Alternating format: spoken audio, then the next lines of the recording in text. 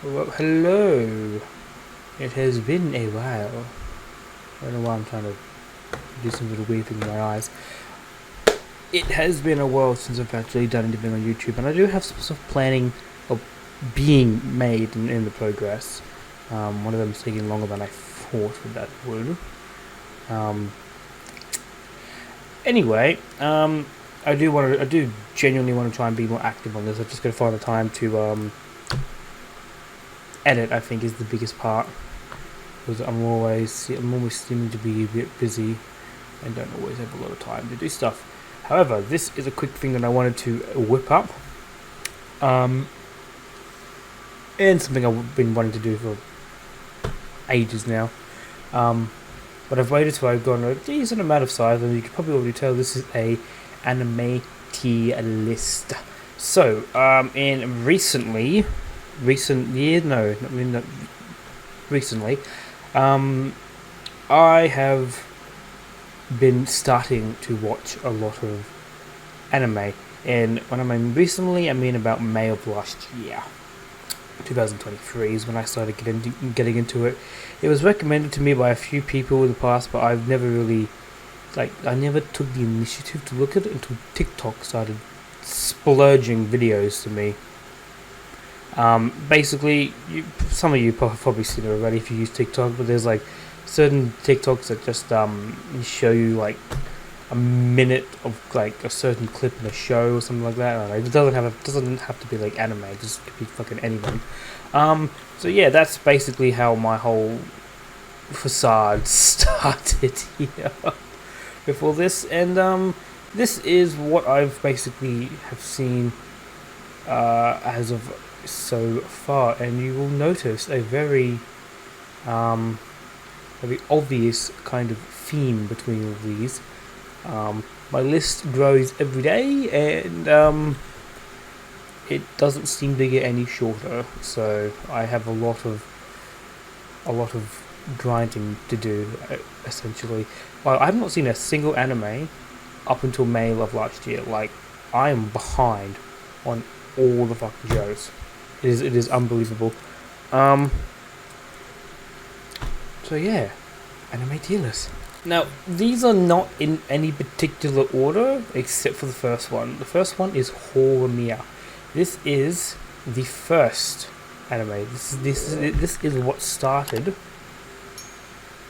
me actually getting into it. And I don't know how, don't know why. It's just very laggy. I don't really get that. Um, so yeah, this is my number one show in terms of like where I started and what I started with. And I'm using the season one because I didn't. Season two wasn't out back then. It was only season one, but I have seen both seasons and I loved it. I'm putting it into the amazing. Oh, by the way, I didn't introduce the tiers. God tier, amazing, man could be better, and kill it fire. There's only one particular um, show that we'll get into that will take its rightful place down here. Um, I hope you will agree. But yeah, most of them are going to be between God tier and amazing, honestly, because I've had a blast watching all these. It's been a time, but yeah, Horimiya, both seasons, um, beautiful, beautiful. It wasn't so. Let me explain with God tier. God tier is for those shows that hit me hard emotionally. If that makes any sense. Like there were a few that broke me a little bit. A lot of them were sad, but just everything is, yeah, just like emotionally impacted me in a way. Horimiya didn't really do that. It was just a really good show, comedy, romance, like a very good plethora of all those elements combined. And then that made any sense. So yeah, Horimiya. Next one on our list is Fruit Baskets. This was fucking tragic. Learning the backstory on Honda, to Toru Honda. Learning what happened to her mother at such a young age. That was just tragic. That was just, yeah. So for that reason, God tier. Fruit Baskets has what Horimiya has as well, comedy, romance, a whole bunch, but the tragedy of her mother and realizing that there was some or not some influence, but something could have. It's just tough. She had already lost her father, and then. Well, by the way, spoilers. Yeah, no, just a very good show, and it actually did hit me about learning what happened about her mother. Obviously we knew that she passed away, but the events leading up to that, it was just, yeah. Next we got The Angel Next Door that spoils me rotten. So with this one's getting a season 2 as well. I can't wait for that. I'm also hoping there's a dub version, because this is subtitled only. Unless you're Hindi, there's a dub version of Hindi, so there's that for you to enjoy. This was a sweet anime. It didn't impact me to the point of God tier, but it did. It was a really good and enjoyable show. I reckon if there was a dub version, I would enjoy it even more. So, with sub and dub, if a show is sub only, it's not going to deter me from watching it. But if a show is dub, I feel like I'm going to enjoy it a lot more, because instead of having to quickly read the subtitles or also looking at the image that's on screen, I just have to worry about one thing, and I can receive what's being said without having to like multitask between scene and text. If that makes any sense. I think that might be the same for everyone in terms of just anything in subbed. So yeah, but yeah, it's like no, it's just a good show. Very nice. The next one is Hijiro. I don't know. Basically this is a runaway schoolgirl that runs into a older man, and the older man takes in the kid after. I forget how they meet. After finding her at a light pole, actually, she was sitting there alone, and out of the kindness of this man's heart, took her in, and it become to be a very sweet. She seemed to use her body a lot. Take that as you will. But with this particular relationship, it didn't end up that way, and it changed her. Now, I'm on the fence about where to put this, because the tragedy that this girl went through, and it is fucked up. I didn't realize how bad she had it. Also, her mother was a bitch. I think because of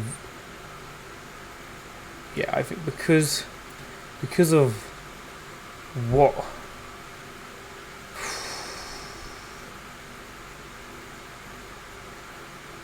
Yeah, I'm happy with that. I'm gonna put it in God tier.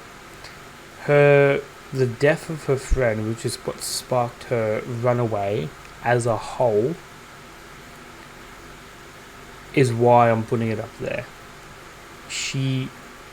It's not only just like a sad death. She watched it happen. She watched it, and she willingly took her own life, and she had to watch that. That is fucked. More than a married couple, but not lovers. This one's amazing. This is it doesn't have the heartfelt of it, like fucking what's the word I'm looking for? I'm gonna keep saying this over and over again. It doesn't have the heartbreak. I think a lot of these are just heartbreaks in this kind of category for some reason. It's love, funny, good overall story. It's an interesting concept to have a marriage practical at a high school, but there's that for you.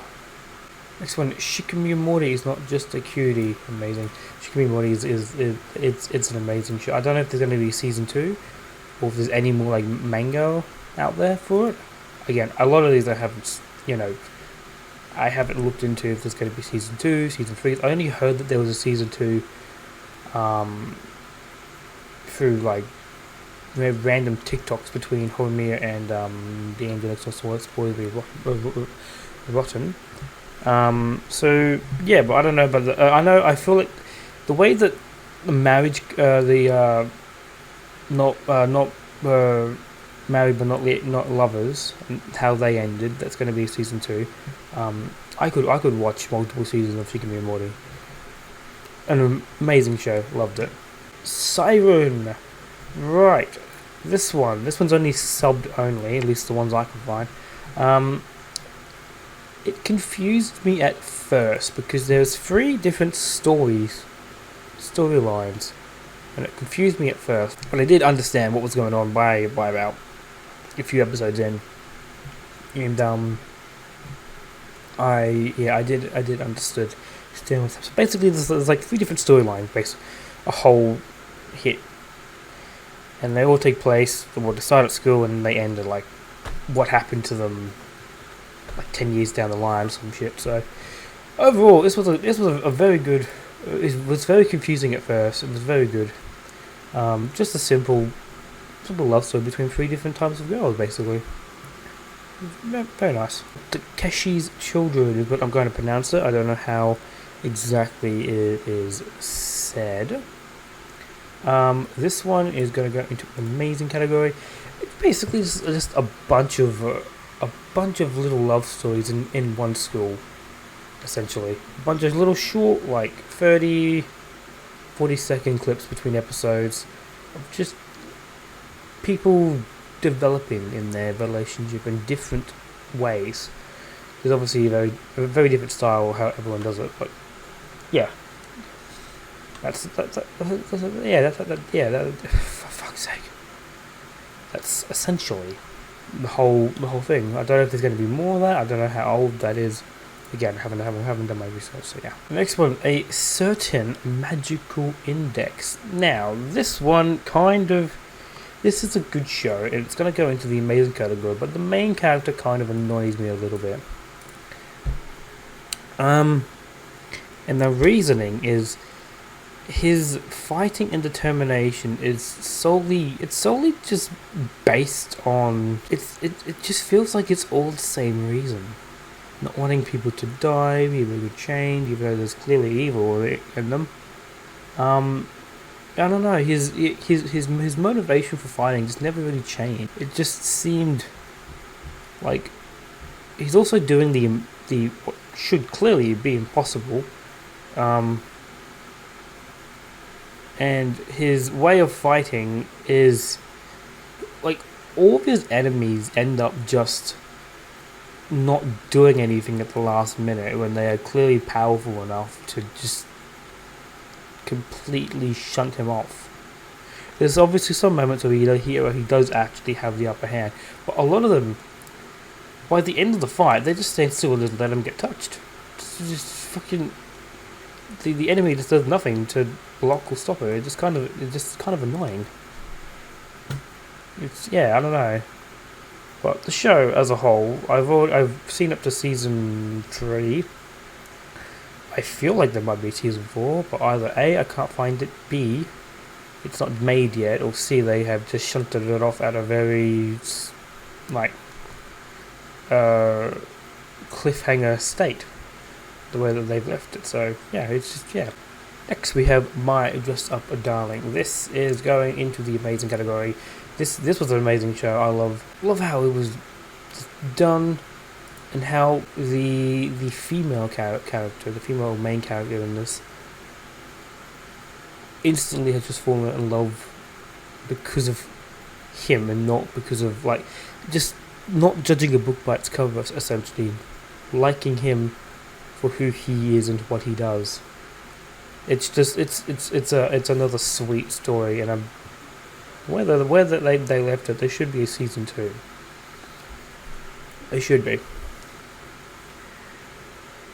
Yeah, not much else to say.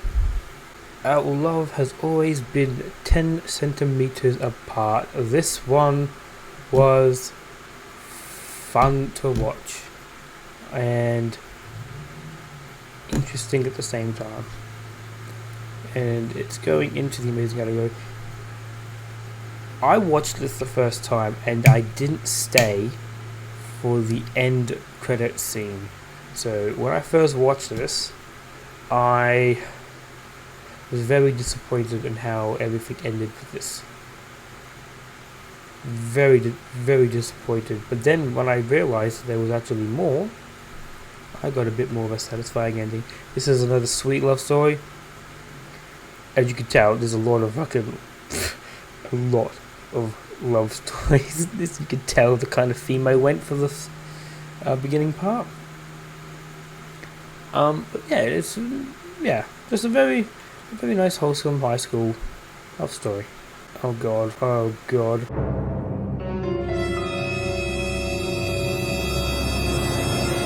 No! God! No! God, please, no! No! No! No! The next one is School Days. School Days is fucked. I bless anyone who has not seen School Days. You have been blessed by God. My only recommendation for you to watch this is if you want to feel anger. If you want to be angry, feel pain and anger, watch the show. 100%. That's my only recommendation for this. School Days. It starts off. Well, the text, although it seems a little creepy, doesn't seem like it's too bad of a show, right? And from the looks of the first episode, the first few bits of it, it's like it looks like to be a just another romantic school love story. Simple, right? Yeah, no. It gets worse, much worse, very quickly. And it gets even more fucked up. It's just fucking. It gets worse and worse to the point where you want to quit, but you've already done like 5 episodes, so you have to see this through. That's basically what I did after the 5th episode. I wanted to stop watching because it just pissed me. The anime itself is not bad in terms of like quality, voice acting and all that. It's just the storyline. The storyline is fucked. It gets more fucked the more you watch it. It's fucked. It's just so fucked. All of it is just so fucked. And yeah, if you have seen School Days, what is your opinion? The funniest thing, right? The best part about watching School Days, at least on Crunchyroll, is looking at the comments after every episode. They get progressively worse and worse and worse, and it's the funniest fucking thing ever. I swear, that is the best part. Don't stay for the comments. Don't stay for the show. That's basically my recommendation there. Right, moving on to some better shows than that. Jesus, mother of Lord. Defrag was a show recommended to me by a mate of mine, and that is going to be amazing. It is not a romantic comedy. It's not. No, I don't think it's romantic. It's a weird comedy that I like. Weird as in the first episode, our main male protagonist or character or whatever is being tortured by 4 different elements of this club. One of them being water, so he's just wet. They're not real magical elements, but they are. It's weird. It's just very interesting, and I found it really, really funny. It was just so random and funny. I believe there's so many more like volumes for the show, so I don't know if they're going to be doing more of the anime annotation, or if I have to go through like manga and all that. I've never read a single bit of manga in my life, so that might be an issue. However, yeah, it was a very fun show to watch. Golden Time. I had to watch this on High Dive. Golden Time, God tier. I loved Golden Time. It was the development and the amnesia of the main character is, and the fact that he got, it was fucking tragic. There was so much that went into it. It started off pretty decent, it got worse in terms of like emotional damage by the end of it, and I'm glad that there was a happy ending to everyone. It was just a really great show. Next we have Sword Art Online. I've watched a lot of Sword Art Online. Oh my god, there is a lot. Gonna have to put it into amazing. It didn't hit me emotionally, even if some of the bits, but I think that little inkling away from being god tier, in my opinion. Again, these are all. I haven't said this in the beginning, have I? But yeah, I think Sword Art Online is just an inkling away from being top. There were a few interesting moments in the show that for me were like, well, that's kind of weird. Why is that happening? But overall, the show is fantastic, and I loved it. Loved every bit of it, and apparently there might be another season coming, and I can't wait for that. Now, this next one is not technically an anime. It's a parody of anime. It's Sword Art Online Abridged. Now, obviously, when I've watched through all of Sword Art Online, and I've binged it through all. A lot of these shows I've just binged. So it's still kind of fresh in my mind. And then I go and watch Sword Art Online Abridged, and I'm in love. It's not technically an anime, but it kind of is. I'm putting it in God tier because it is the funniest fucking. I have watched it like 5 times already. I've watched every single. It doesn't have all the episodes. It's got up to they've got 17 episodes, and we're up to season 2. In the weird fairy game kind of thing. So yeah, but it is by far the funniest shit I have seen in a long time. It is so good, and it's one of those like seasons like shows that get progressively better as it goes. The first few were like they're kind of meh on the old like voice acting, but they get better. They get better all through the whole like episodes. And they're in a great state of where they are right now. It's so good. It's so good. I've loved everything about it. It's just so good. Here comes another. Here's a bit of a controversial one. Domestic Girlfriend. Now, Domestic Girlfriend's an interesting show. I am still unsure how I feel about it. It's yeah. Long story short, the first episode involves what ended up being a one-night stand to weirdly, can just shockingly, basically that one-night stand turning into the stepsister. Or also, this man is having love aspirations for a teacher who also happens to be the one night stand sister. So then she's now the older stepsister to the now. You see where this is going. It gets to the point where at some point there is feelings that are admitted to the teacher, and she gives in. You can see where this is going. And then at the end of it, she gets caught. She has to move, and then the one night stand chick goes back for seconds. You can see where this is going. It's very weird and the teacher relationship thing is just a no for me. I don't know how I really feel about that, but then there's the one night stand, and then there's the one that's turning into a stepsister, and then it's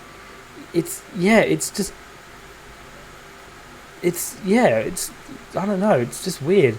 It's nor good nor bad. I think it's just, for me, the story is just a little bit off, in my opinion. And for that reason, it's going in meh. I would still watch it. It's not a bad show. It's just the storyline is just kind of... It's meh. The storyline's meh for me, because I don't know how to feel before this going through. Clannad and Clannad After Story. So these two I'm going to put together as a package, because they're technically the same show.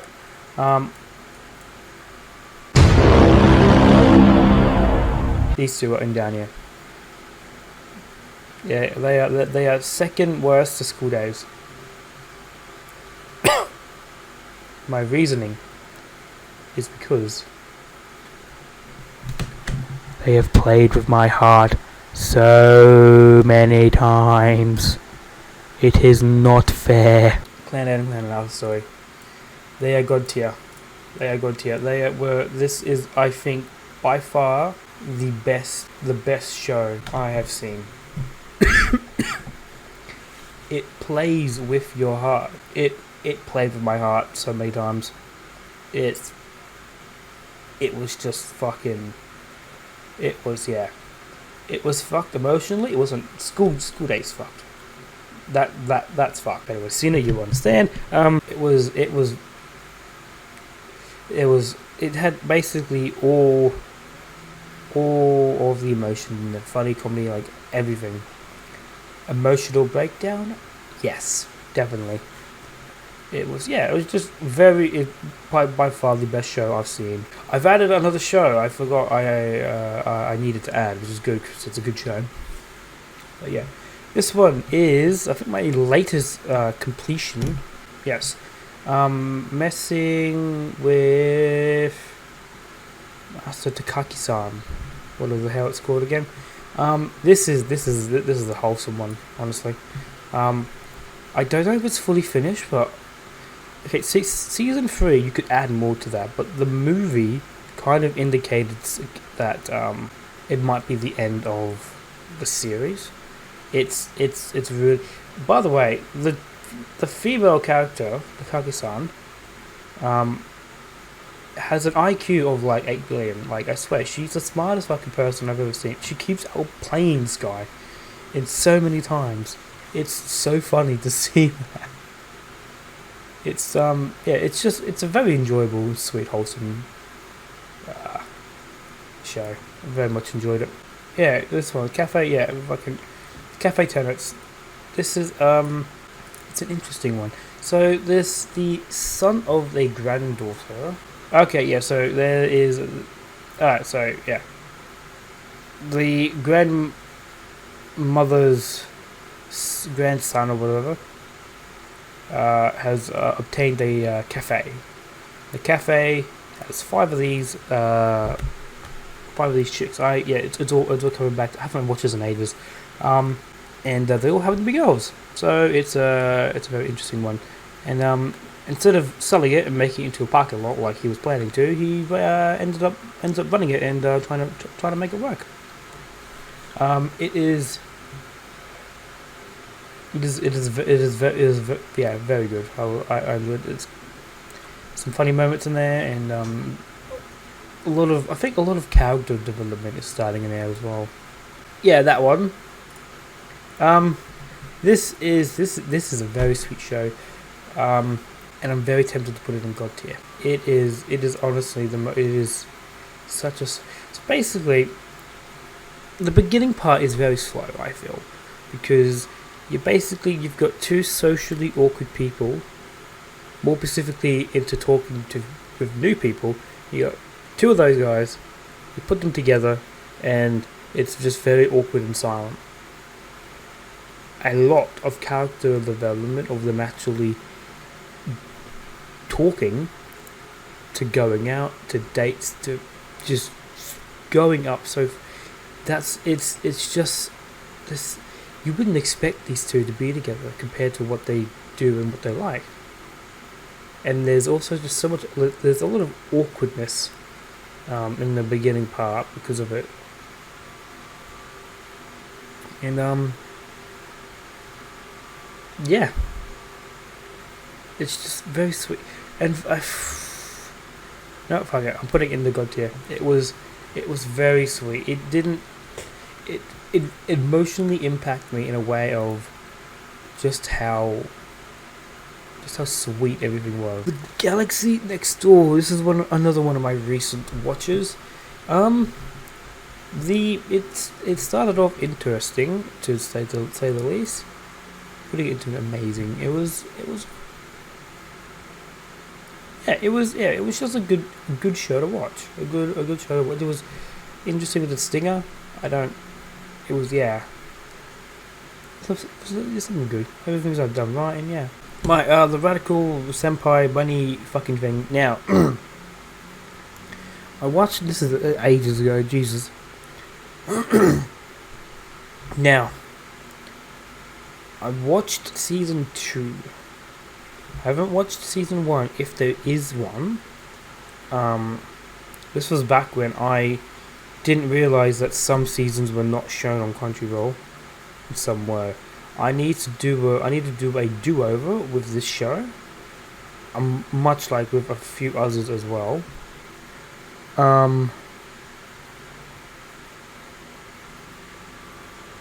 But for this show, for this specifically season 2, I did enjoy it, and I'm putting it in amazing. Another one I need to do a do-over is My Teen Romantic Comedy. I watched, I think, the final season, and I didn't see the other 2. I didn't realize until after I watched it all that I was doing season 3. So I need to do a do-over on that one. It's not in here because of that, but this is because I don't know. Fuck you. That's why. that's my reasoning. A couple of cockaroos. Yeah. Basically, someone fucked up. Someone needs to have the medical degree stripped, and mixed up 2 babies between at birth, and they got delivered to the wrong parents. Now, that could be a genuine mistake, but what makes the difference is that they are both different. They are the opposite sex. How do you fuck that up? They're the opposite sex. Like, I don't understand. Like, how do you fuck a girl and a boy and a boy and a girl up? So yeah, that happened. About 16. I don't remember. I don't remember the exact date, but they discovered that they were all fucked up. But in their high school years, they've all discovered that our child was swapped at birth because they've lived in there for so long. It's going to be, it's an interesting start. And their plan is for an arranged marriage between these two to bring both families together. So obviously, the girl has met her real parents, who are very similar to her, and the boy has met his real parents, which would also be very similar to what they are as well. So obviously, there's clearly connections between the two, and it's just an interesting show. There was some couple of off-settling kind of things, but I don't know how to feel because it's very, very, very conflicting. But I'll leave you to decide and go from there. But it's going into the amazing category. It was a good show. I loved it. Don't Toy With Me, Miss Nagatoro. Now this is essentially the same kind of concept of Teasing Master Takaki-san. Only a bit more, a lot less sweet. I think just a bit more. What's the word I'm looking for? A bit more out there. Like Takagi-san doesn't really resort to any kind of violence. It's not a little bit. the same kind of concept of like just teasing their opponent, and it's a bit more out there with Mr. fucking Nagatoro. Still a very funny and very wholesome one, and it's obvious that she likes him, with all the teasing that she's doing towards our main character, which I don't actually know has a name, because all Miss Nagatoro tells or says to him is she calls him his senpai, or her senpai.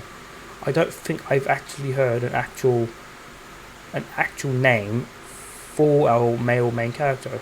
I might have missed it, but it's always just senpai. It's always senpai. I don't know his name. I actually don't. So that's something that I've either missed or I don't know about. It's just very interesting. But it's a very good one. Next one is The Dreaming Boy is a Realist. This is, I think, the newest anime that I've seen in terms of like release date. I've watched this show in subbed. I watched it all in subbed, and I'm currently going back through it in dubbed. There's currently dub release is happening, and I really enjoyed it. I didn't start off liking the voice actor for what's your name? Aika. For Aika, but it she grew on me. I think the main reason is because of the voicing. The pitching is so much more like the voice pitch for the subtitles. The voicing for the Japanese version is much higher compared to the English.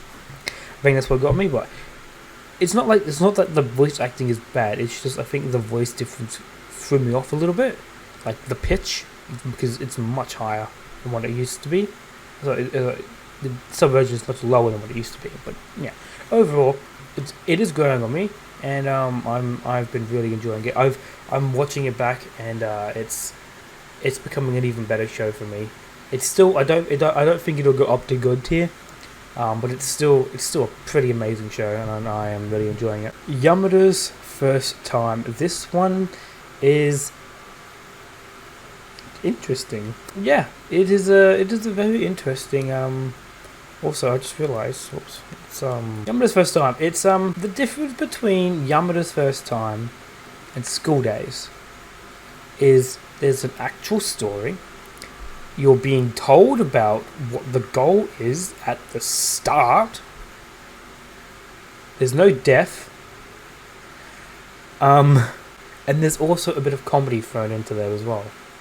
It's basically there's this girl who has a dream of doing 100 guys of her high school years, and this whole like first season, I don't know if there might be a new season, but this could just be it. Is more or less trying to do it with one, get the ball rolling, get it started, because obviously that'll be her first time. She's never done it, but she still has the goal of doing 100 guys. It's funny. So it's funny. It's good. It's it can be a bit out there for those of you who aren't a fan of exposure. But speaking of exposure, High School DxD. Now, if you know, you know. But High School DxD was interesting. In a way, you could kind of say High School DxD is somewhat similar to a certain magical index. However, the main character, who started off with basically nothing, I see more growth into his ability than the main character in a certain magical index. He hasn't gained anything. He's still level 0. He hasn't done anything different. But Iasei, the main character of High School DxD, the main male character, I see a lot more development and a lot more like, just he can do different stuff now. He's learned how to use his ability and he's leveled it up. And then the amount that he's learned will never ever compare to the amount of exposure that this show gives you. If you like exposure, you might like this. It's an interesting one. If you like exposure, you will like this. It's not on the row of romantic comedy. There is a bit in there, but it's I think there's just a level playing field about what's all being said and done, and it's going into amazing. It's very funny. I don't know if there's going to be more. I feel like there might be more coming, but yeah. Next up we have Trinity 7. Trinity 7 is another harem type kind of thing, kind of like High School DxD in a way. A lot less exposure comparatively, but there is a bit of exposure. It is subtitled, so there's that. But for what I've watched, which isn't much, I think there's like a few movies that I need to watch, but I haven't gotten around to it. But overall, it was a very nice show. It's very cool. Interesting. Yeah, the world itself was interesting to me. So yeah. Orange was an interesting show. And it had its moments. It had its very interesting moments. And I'm gonna put it in amazing. A lot of these are gonna be amazing because I haven't really had a shit time with a lot of these. Yeah. And it's a very interesting concept of getting a letter from the past to help with the present. And in a way, I'm kind of wondering what happened if every bit of those letters were abide by, because a lot of them weren't.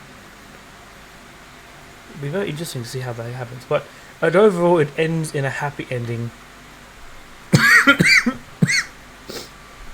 And it's a very yeah. I enjoyed it. Some people got it controversial with the story plot and all that, but yeah. We have next Your Lie in April. Now this one, it's gonna go in amazing,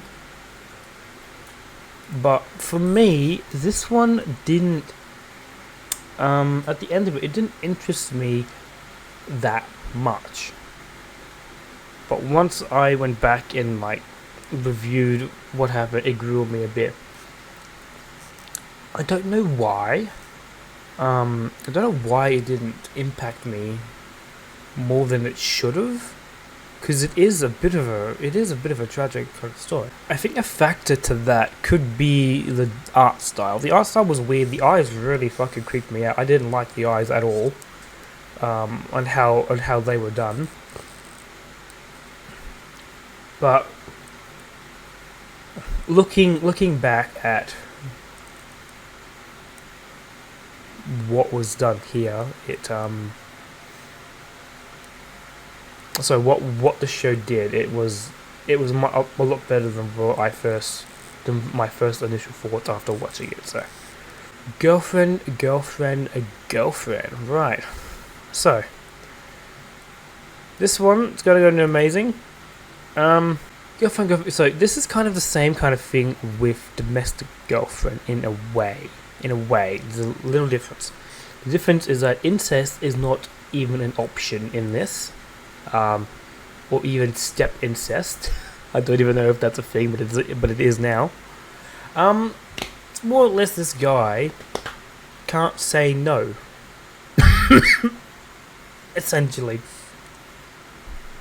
already got a guy and a girl. They're already dating. This man's been chasing her for a little bit. Childhood friends, all that. Lovey-dovey at this point. Very nice. There's one girl comes up and confesses to her, to him, makes him a nice lunch, but he can't say no. But he can't say yes because he's in a relationship. So what he does is he asks his actual girlfriend for approval. She weirdly says yes. I don't know if it was just fear of losing him if she said no. But there we go, he's now dating 2 girls. This has soon sparked... So there's 4 girls that are in this main picture. We don't see the last girl too much. I know the season 2. I haven't seen season 2. I've only seen season 1, so this is based off of season 1. So yeah, he's loyal enough to stop at 2 because the girl number 3 is determined to start dating him. It's weird. I'm against cheating, like open relationships. I mean, if that's what you're into, go for it. Dating other people. It's weird because technically, if you see this with no context, you can say, "Oh, you're fucking cheating," but they've both kind of approved it, and it's just weird. It's not my thing that I would do, but they're not like having that much of an issue with it. It's an interesting concept that I don't know if I'm gonna continue enjoying or not. Next one, my love story with Yamada level 999. So this story I watched in sub as well. I know that there is a dub version. I need to do a do-over and go watch that again. But for what I watched in sub, it was very enjoyable. Another sweet romantic comedy. Just a very nice show. I think I'll enjoy it a lot better when I go back and watch it in dubbed. And last but not least, because I did a duplicate, is Charlotte. God tier.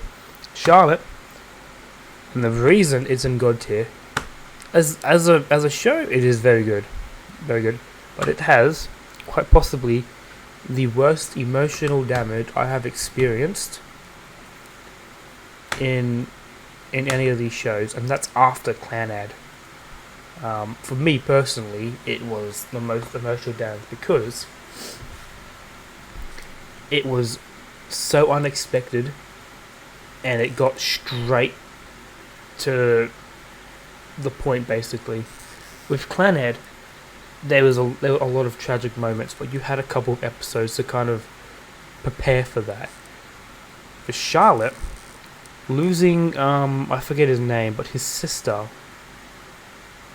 hit me different because I was not expecting her to die like that, and expecting her to die as quickly as she did.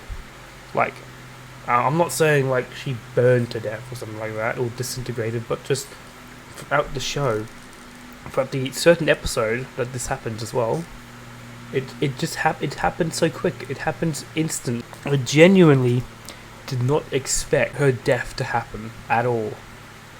And then the aftermath of what happened to the brother, like he just loses he's soulless for like weeks on end, and there's nothing that he could have done. I mean, there is something that he could have done, but I won't spoil that. But at that point of time, he was just soulless. He ate like shit. He just didn't care anymore. It was so fucking tragic, in my opinion. It was, yeah, amazingly, well, not amazingly, but like emotional damage times X. Right, X infinity. So this is the tier list. This is all based on my opinions. This is all based on shows that I have seen. I may have missed a show or two that I have seen, but I'll do a refined do-over when I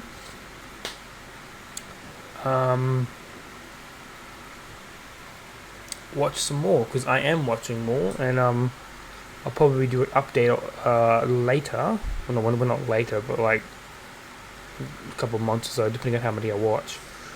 And add more to the list. So yeah, anyway, thank you for watching. Hope you enjoyed, and yeah, more videos coming soon. My death included. So yeah, take care. Ciao.